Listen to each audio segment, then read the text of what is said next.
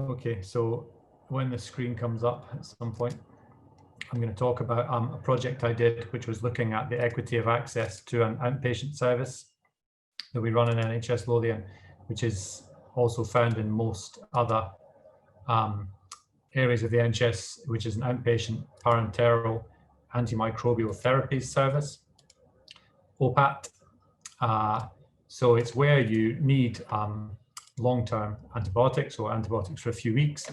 And instead of receiving them in hospital as an inpatient, because there's nothing wrong with you after a few days of treatment, your infection has subsided, but you need to keep taking the antibiotics for some time. And so you can do it either as an outpatient, the majority of people at Lothian do, or we can train you to do it at home, and you receive the treatment at home, and you do it yourself and come in to change your lines or check for infections.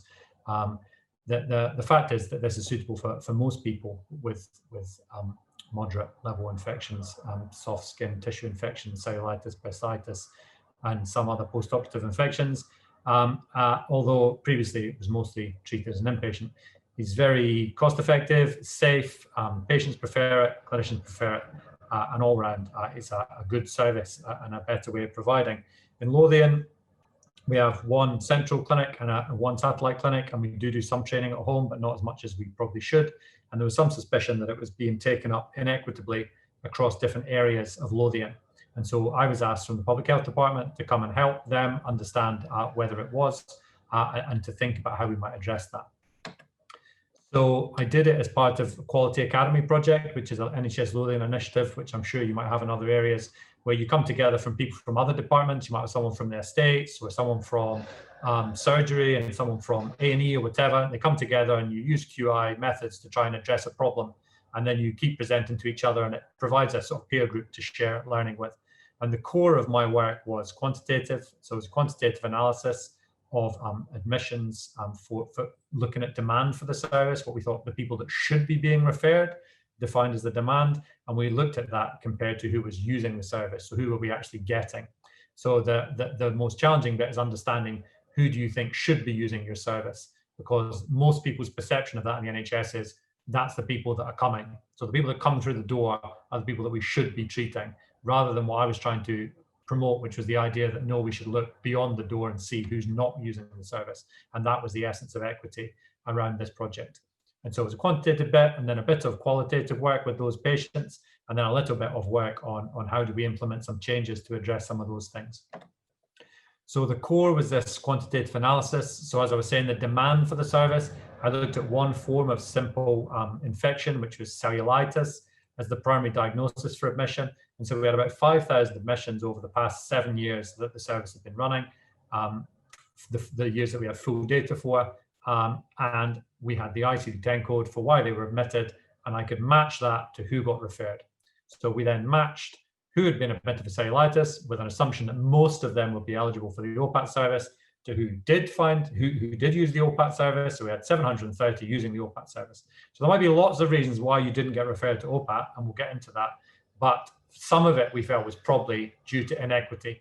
And some of the areas of equity that we thought would be important would be the age of the patients, the gender of the patients, and the deprivation of the patients.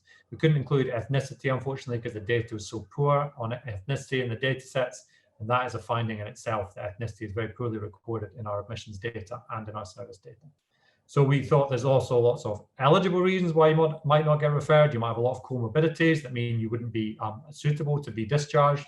So we looked at the number of comorbidities that you had in addition to your primary cellulitis diagnosis. We looked at how long you've been in hospital over that 7 years, the number of times you've been in, and the total time that you've been in to give an idea about the people who are maybe more complex or more challenging.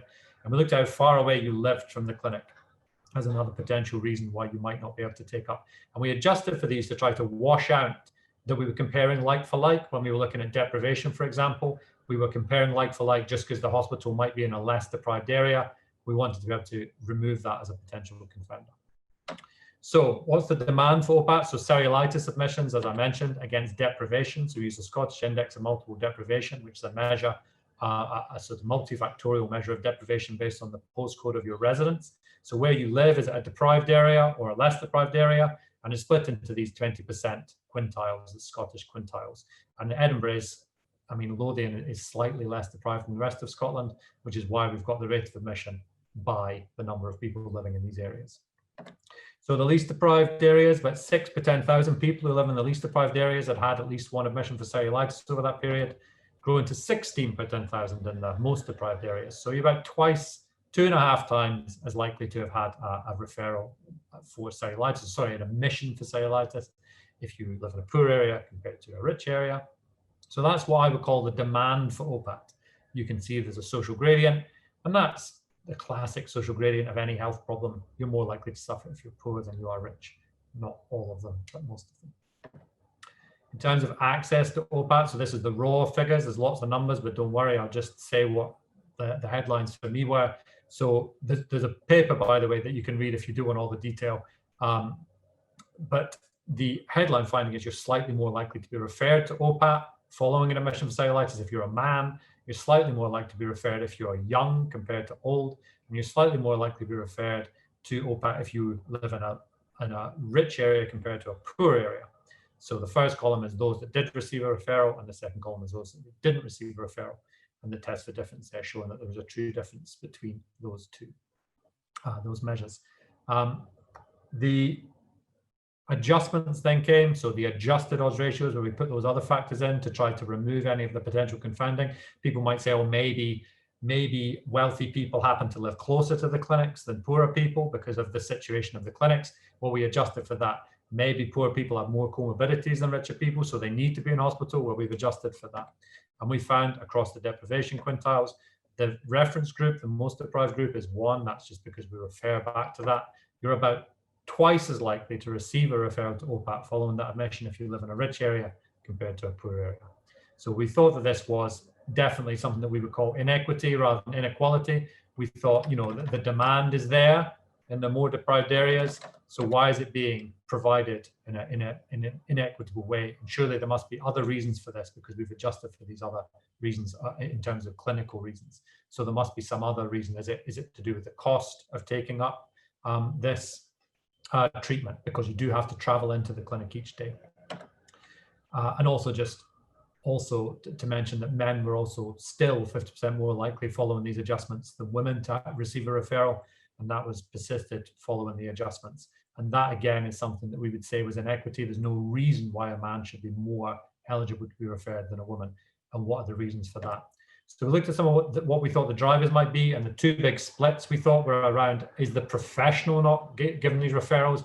Are they looking at men and thinking this man is more able to travel in each day and he can look after himself, but this woman wouldn't be able to do that? Is the clinician making a judgment about the clinic?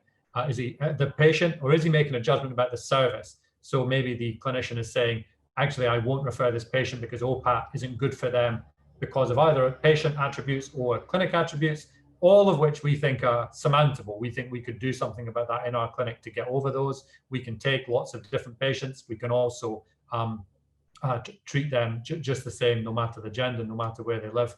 Or is the patient themselves potentially not taking on the referral? Is the patient saying they don't want it? Or is the bit because they prefer to be an inpatient? I don't think so, probably not. Or are they not taking it because they can't afford to travel every day? Or they can't take it because they think it's not for them, which again, we think we could probably overcome once they get to the clinic. The one we focused on most was cost of transport in terms of trying to implement improvements.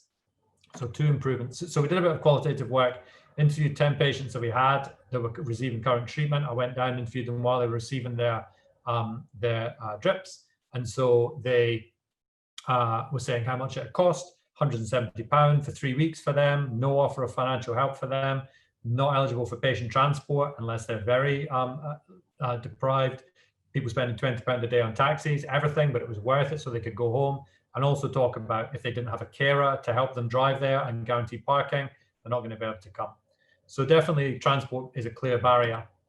And we did try and do a bit of work around business case for 2 new community centres and also business case for universal patient transport. And there are other studies in other areas that do show that it's still cost effective to release people from hospital and that they can travel back in for treatment. It's still cheaper to do that than to have people in.